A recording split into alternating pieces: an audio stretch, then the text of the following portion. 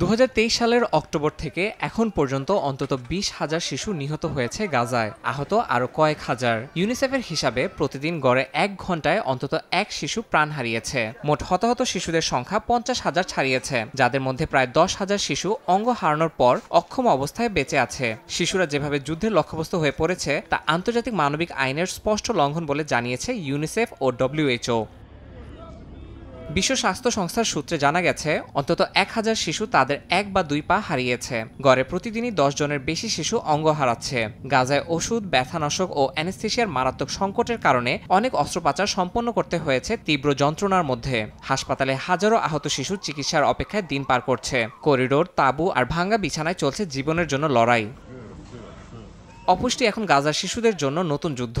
ইউনিসেফের তথ্য অনুযায়ী 3 লাখের বেশি শিশু মারাত্মক অপুষ্টির ঝুঁকিতে রয়েছে। খাদ্য সংকট ও বিশুদ্ধ পানির অভাবে নবজাতক থেকে কিশোর পর্যন্ত সবাই দুর্বল হয়ে পড়েছে।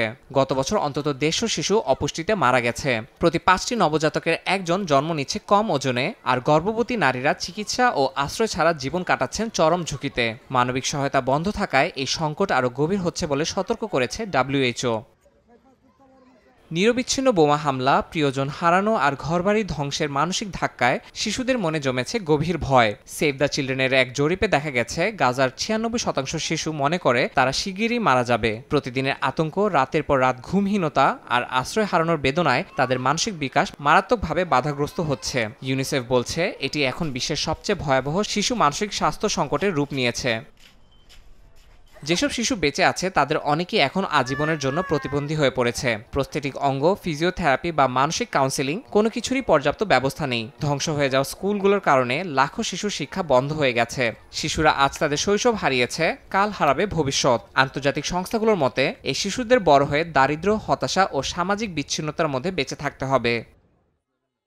জাতিসংঘ, ইউনিসেফ, ডব্লিউএইচও ও সেভ দ্য চিলড্রেন সবাই গাজার শিশুদের উপর চলা হামলার তীব্র নিন্দা জানিয়েছে।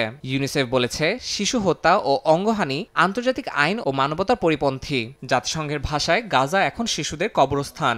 অক্সফ্যাম জানিয়েছে গত 1 বছরে গাজায় যত শিশু নিহত হয়েছে তা গত 2 দশকের যেকোনো যুদ্ধের চেয়ে বেশি। তবুও হামলা থামেনি, বরং ধ্বংসের পরিধি আরও বেড়েছে। কিছু রাজনৈতিক মহল ও মিডিয়া শিশু হত্যা ঘটনাকে অতিরঞ্জিত বা নাটক সাজানো বলে প্রচার করছে।